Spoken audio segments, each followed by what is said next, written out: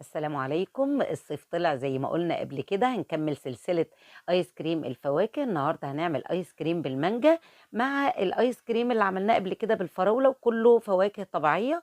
معايا كوباية من السكر البودر، كوباية الا ربع من الكريم شانتيه، نص كوباية من المية الساقعة المتلجة، ومعايا كيلو مجمد من المانجا المخلية. مانجا بس متفرزة عندك في البيت، انتي مفرزاها من موسم المانجا، أو تجيبي المانجا اللي هي مكيّسة وموجودة مخلية كده جاهزة ومجمدة في الهايبر أو السوبر ماركت أو أي محل من المحلات اللي فيها تلاجات يكون فيها فواكه مفرزنة. هتجيبي الكيلو وهتقطعيه زي ما أنتِ شايفة كده. هنحط السكر البودر كوباية، كوباية إلا ربع من الكريم شانتيه، ونص كوباية من المَيّة الساقعة. هنضرب المكونات كلها. طبعًا ما حطيناش لبن لأن المانجا ما يمشيش معاها